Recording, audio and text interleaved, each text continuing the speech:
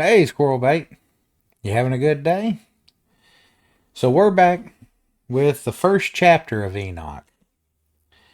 Now, I'm not exactly a very good reader, but I'm going to try my best. So, this is the chapter that's quoted in Jude, as the little blurb said in the last video that we discussed. And it quotes Enoch 1:9. So we'll get into that. We'll get there. But chapter 1, section 1, the Book of the Watchers. I'm kind of curious what the Watchers are. Chapter 1, the words of the blessing of Enoch, with which he blessed the chosen ones and righteous, who will be living in the day of tribulation, when all the wicked and godless are to be removed. And he took up his allegory and spoke.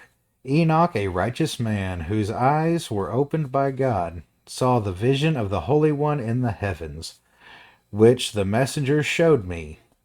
And from them I heard everything, and from them I understood as I saw.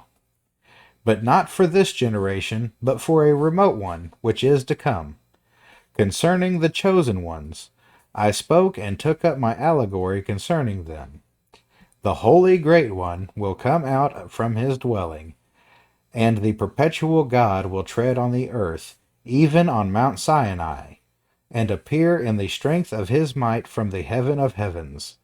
And all will be smitten with fear, and the watchers will quake, and great fear and trembling will seize them to the ends of the earth, and the high mountains will be shaken, and the high hills will be made low, and will melt like wax before the flame. And the earth will be wholly split apart, and all that is on the earth will perish, and there will be a judgment on all men.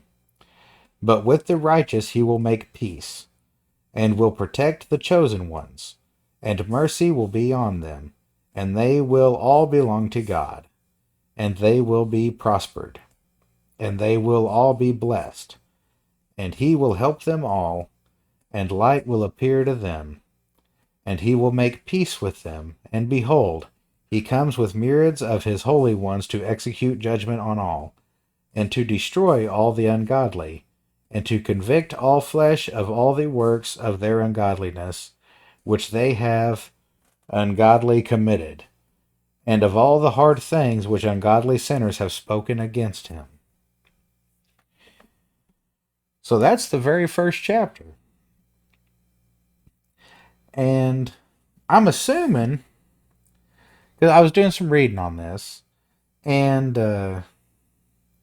it's attributed to Enoch, which is Noah's great grandfather. This book is, but I think it's from a an oral tradition, and somebody else wrote it down because it's dated to like the second century BC, and I think like Noah is considerably older than that, like something like 3000 BC thereabouts.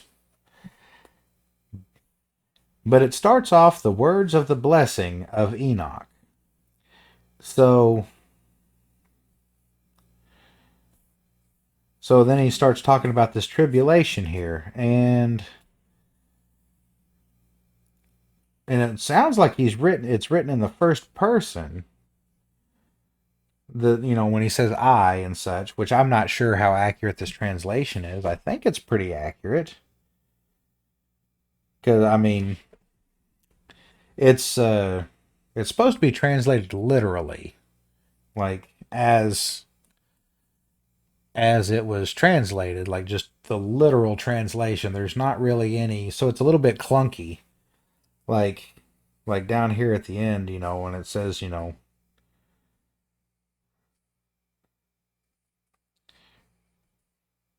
they say ungodly like 7 times in a row here at the end. And so I'm sure it's a literal translation, and so we're just gonna have to take it for what it is because I don't read Greek or Aramaic or Latin.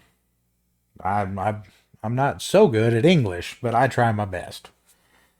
But so he's just saying, Enoch here is just saying that he understands through seeing, right? His eyes were opened and he saw, and God opened his eyes and he saw the vision of the Holy One in heaven. One being capitalized, so I'm assuming he saw God, which the messenger showed me. And from them I heard everything, and from them I understood as I saw. So they're explaining everything, but not for this generation, but for a remote one, which is to come. So he's talking about a future. He's seeing the apocalypse in the great future, is how I'm understanding this. Concerning the chosen ones, I'm not sure who the chosen ones are. I spoke and took up my allegory concerning them. The Holy Great One will come out from his dwelling, and the perpetual God will tread on the earth. So he's saying that he's trying to defend the chosen people. Okay. And he's going to like demonstrate his power, and there's going to be a raising of the earth, apparently, is how I'm taking this. You know, like the high hills are going to be laid low and the earth is going to be split. But I'm assuming this is all referencing the tribulation in the future. Yeah, the high mountains will be shaken, the high hills will be made low, and will melt like wax before the flame. And the earth will be wholly split apart. And all that is on the earth will perish. So I don't think he's talking about, because he's talking about the future. So I don't think he's referencing the flood, because I think the flood's referenced later on in the book, like to Noah and such. I don't know if here he's talking about.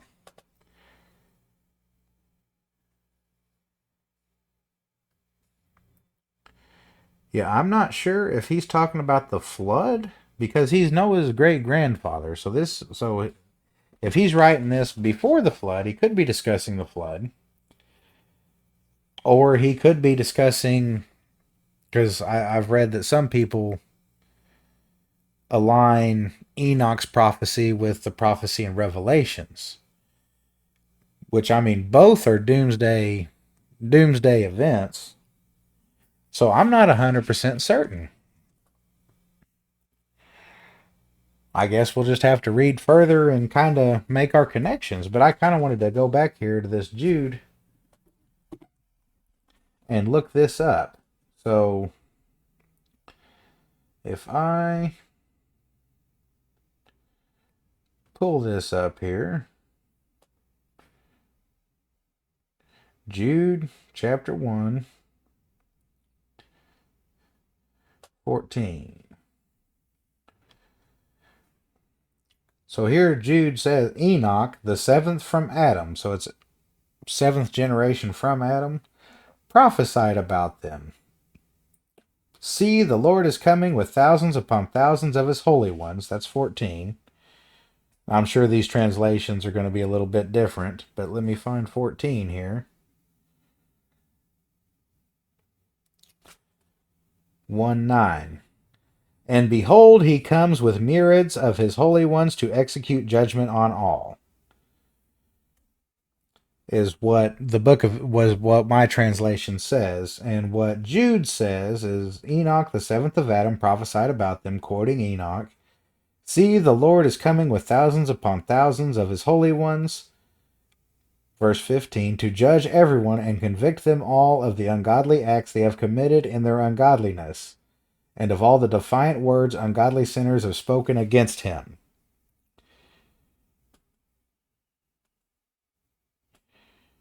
So yeah, that's a pretty close quote.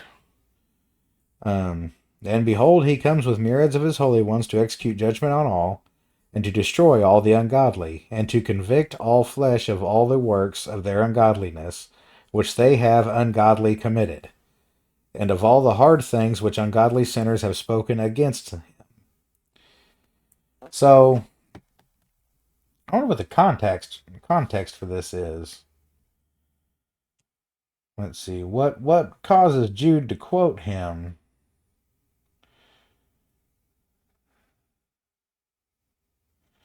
If we read a little further ahead here, Jude is saying, okay, so if we read like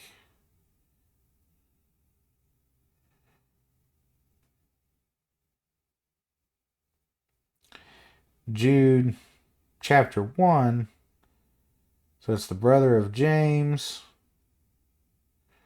Mercy, peace, and love in your abundance. Now, this is a letter, I think. Yeah. Dear friends, although I was very eager to write about you. So he's railing against immorality, is what he's doing in this letter.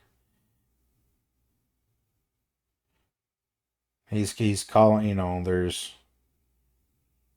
people that have slipped in among you, and they are ungodly people who pervert the grace of our God into a license for immorality and deny Jesus Christ, our only sovereign and Lord. So he's talking about issues with morality within the people that he's writing this letter to. And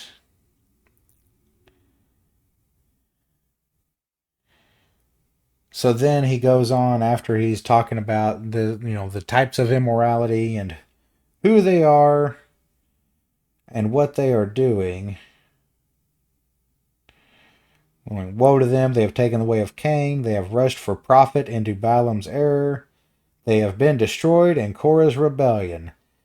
Which I don't know who Balaam or Korah is. I'm gonna have to research that too. This is gonna be a big project. But anyway, so yeah, he's using Enoch here, I guess, to drive home, that judgment is coming to the immoral, which is basically what this whole chapter is about.